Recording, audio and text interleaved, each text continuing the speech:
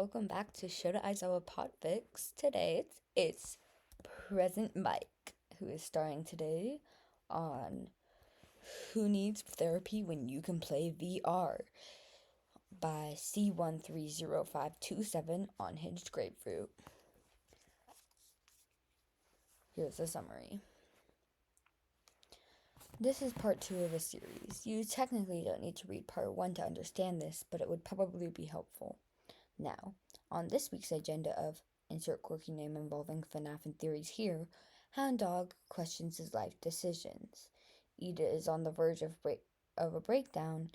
Toga finds an interest in Five Nights at Freddy's, and Midoriya and Shigaraki get into an internet debate with todoroki referenced username here over FNAF topic. Ryu didn't get much students nowadays, not because he wasn't a good therapist, but because many of the students didn't think they needed therapy. Many of them do though, especially the hero kids. So whenever he got a new client, he was excited. It was one more kid he was able to help. His most recent client was Midoriya Izuku, one of the first year hero students, who was recently kidnapped by the LOV. He expected the kid, who he heard was pretty shy from his coworkers, to be incredibly shaken up over the event. Ryu concluded rather quickly that this was not the case. Midoriya spent the entirety of their first session explaining the mechanics of a decade-old video game, Five Nights at Freddy's. He barely managed to make it through all the games before the session ended. Ryu obviously made him schedule another session, and he seemed incredibly happy about it for some reason. Ryu was suspicious, but he was willing to wait it out. Find out what was really going on with this kid. Midoriya-kun was late. Midoriya-kun is never late. In fact, he tends to arrive at least 10 minutes before class begins.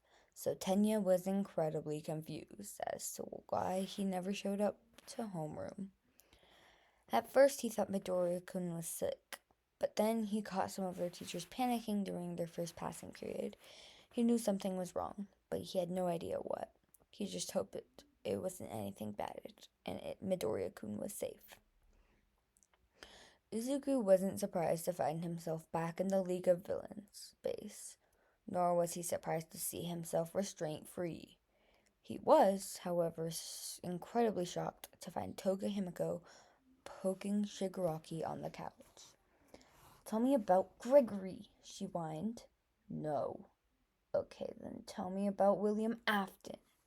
"Absolutely not." "But..." "No, I'm not talking to you, Sparkle Skin. I'm waiting for Freckles," Shigaraki huffed, entirely oblivious to Kirigiri teleporting them into the bar. "So does that make me Bella then?" Izuku asked, taking the empty couch seat, "because I will have you know that I am perfectly capable of using ketchup, unlike someone." "When the hell did you watch Twilight? Don't you have civilians to protect?" Shigaraki asked, using his feet to push Toga off the couch. "Kind of hard to protect civilians when half of my time is spent dealing with you, moron. Now, please tell me why I'm here." "I'm supposed to be at school, learning how to save those civilians you seem to care so much about." "Because we're running through several of the most debated FNAF topics," he said. Izuku went to speak, but Shigaraki continued too fast. "I found this conspiracist on the internet, and he doesn't just do FNAF stuff, but that's what he's been covering recently.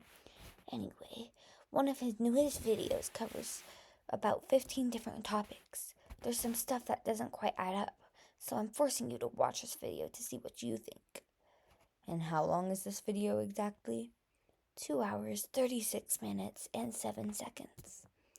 Midoriya-kun still wasn't back by lunch, and none of the teachers offered any kind of explanation. It was incredibly nerve-wracking. Tenya, at this point, had begun discussing his friend's disappearance with the rest of the class, none of whom had any idea where he was either. He knew it was probably none of his business. It could be a family emergency, and he hadn't wanted anyone involved when he was in that place. But he couldn't help but worry about his friend. He was tempted to march up to Aizawa Sensei and demand an answer, but perhaps he'd be better off talking to All Might. Aizawa Sensei wouldn't be as likely to give up information like that, as proven by previous incidents. All Might, on the other hand, no, he thought, scolding himself. It's incredibly unheroic of me to take advantage of not only hero and teacher, but any person in such a way. Tenya shook himself out of his head just in time to hear the bell ring. It was time for their next class, and he doubted Midoriya-kun would be there for it. I'm sorry, Izuku started, shouting as he... I'm sorry, Izuku shouted as he stood up. He thinks fucking what? Well, think about it, Shigaraki said, pausing the video. Izuku could tell that he believed this theorist, freezer burn theories, if he had remembered correctly, and was willing to fight to back this up. It does make sense in a way, even if you were to think about it in real life terms too. When you see a bear, you know what to do. You've been trained that way, right? But when you see a bunny, you immediately let your guard down, assuming it's all cute and harmless. Yeah, but for that much thought to be put into it, you were literally arguing about how it was based off some shooting that took place almost 50 years ago. I mean, okay, sure. Fredbear and Spring Bonnie were their first creations, and the only two animatronics to be shown at Fredbear Family Diner. The name of the diner itself could technically show that while they basically thought of each other as family, Henny was still the one running the show. Anyway, I was suppose based on that, Fredbear could represent Henry and Spring Bonnie could represent William. If this is the case, then cutting Bonnie out of the franchise would also symbolize cutting William out too, even if it only makes sense at a more personal level. Additionally, that could potentially explain Vanny, at least in a sense. After Bonnie was essentially erased, Vanny suddenly appeared, replacing the bunny in the story. And it would still represent William Afton, which makes it all seem perfect. I'm still not sure if I buy into this theory, though. It works. Hell, it even makes sense. But it just seems too good to be true, you know? I don't think this effort and planning would have been into something so small. I don't think that the creators cared enough. I suppose, alternatively, Bonnie could have been removed because they, Henry, figured out whoever was killing William was using the Spring Bonnie suit to do so.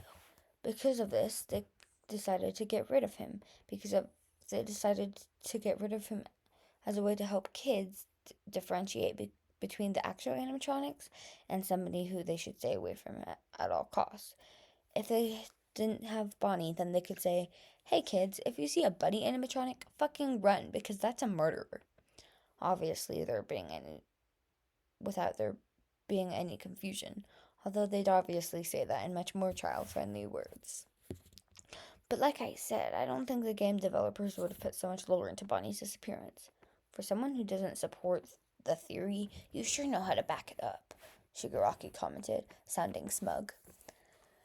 Just because I don't believe something doesn't mean I can't see the logic behind it. I don't force myself to see things from multiple perspectives equally, then that puts me at a disadvantage. Kind of like heroes and villains, if you think about it. But that's enough of that. I'll pause the video. I want to hear what else this guy has to say. Himiko didn't know when Shiggy, who absolutely despises being called that, hence why she does it whenever she gets the chance, had become so close to that green-haired but kind of cute hero kid. The last time he had visited, because apparently this wasn't a one-time thing, she was out doing things, illegal things that she shouldn't even think about in case some law-abiding citizen has a mind-reading quirk. But walking beef jerky, at least get creative, Blondie, he had said when she called him Burns, Scarface, and Box Dye, had filled her in when she returned, even showing her a video he took of them. Once he would immediately what he would be immediately killed for if Shiggy ever learned he had it. After hearing of this incident, she found herself curious about what they could even talk about. Greenie was a hero kid. Shiggy was not. So it wasn't hard to believe that she found herself pressing an ear against the door that cut the bar off from the rest of the base, trying to pick up as much of their conversation as they could. Most of what she heard was Shiggy trying to explain things to Greenie, and then Greenie refuting every point he made with something that makes significantly more sense. It was strange to listen to their dynamic, probably even weirder to watch it, because they honestly sound like they've been friends for ages, despite only meeting when Shiggy attacked his school, at least as far as Himiko was aware. Would it be heroic of me to barge into Principal Nezu's office and demand answers about Himiko-kun's whereabout? Midoriya-kun's whereabout? Tenya found himself thinking in the midst of art history. He knew he should be focusing on Midnight Sensei, but he felt as if he would never be able to pay attention to anything again until he learned what happened to his classmate and friend. Tenya glanced around the room, and it seemed that he wasn't the only one struggling to listen, although he didn't know if that was because they were worried about Midoriya-kun too, or if it was just because they found art history boring. Tenya thought it was probably a mix of both, knowing Class 1A as well as he did. So, Izuku said, wriggling his hands on his pants, do you want to explain why there's a behemoth of a fly in your bathroom? Because I almost shit myself when it landed on the tap. That's Francine. She's a failed Nomu, I think, Shigaraki commented, too immersed in the VR headset to care. They had decided to give Help Wanted a try since Shigaraki had recently come into the possession of a compatible VR headset. How he got it, Izuku doesn't want to know. Alright, you just casually have a pet failed experiment who happens to live in the bathroom. That's totally normal, Krusty, he muttered sarcastically, sitting down on the couch behind him. I think that... Izuku began, Shigaraki cutting him off with a scream. What, did Plush Trap get you? He taunted, glancing up at the game over screen. No, he hissed, ripping the headset off. I fucked up Chica's parts and service minigame. Well, if you're gonna scream like a baby every time you mess up, you best give the controllers to me. I don't think you'll be able to successfully complete any of the other minigames on the first try. Izuku tried to grab the controllers from Shigaraki. He managed to get one, but was smacked away before he could get the other. Give it here, Krusty, he shouted, trying to get the other. He shouted, trying to push his way around him. If you don't let me have a turn, I'll leave, he threatened, pouting slightly. Shigaraki slowly handed him the other controller, making him promise to shut up and stop complaining once he was allowed to play. Himiko found out that she liked listening to their bickering. It reminded her of her own siblings. Not to mention, it gave her so much more nicknames ideas.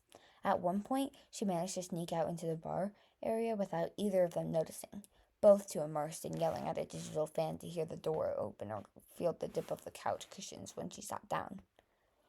The game was actually rather interesting, even if it wasn't quite her style.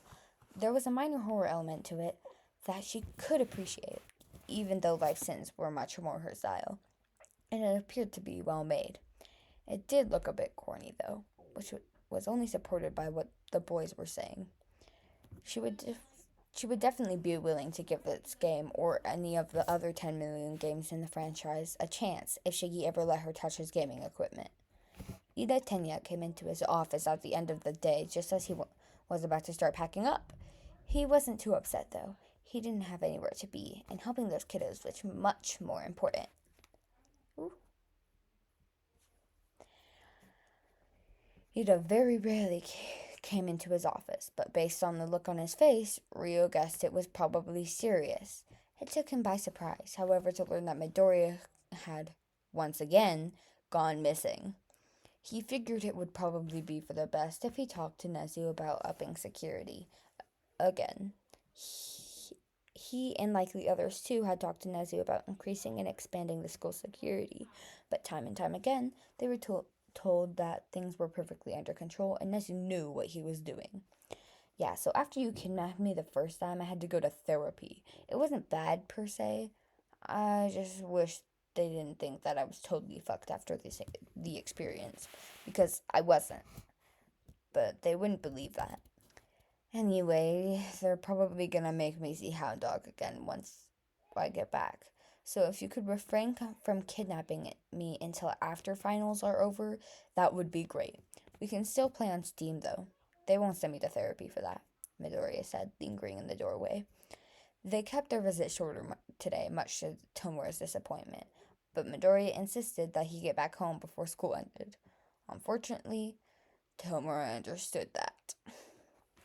No problem. No more hangouts. Because are they really kidnappings if you agree to them?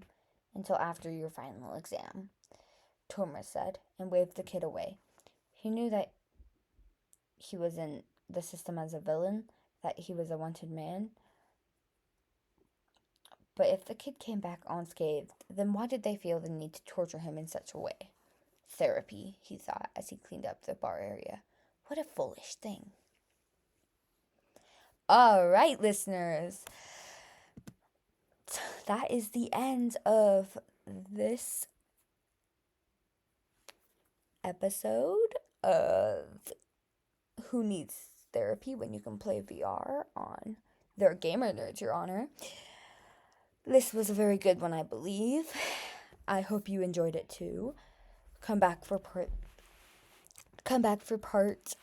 3, which will be posted very soon. Goodbye, listeners, and have a fantastic day.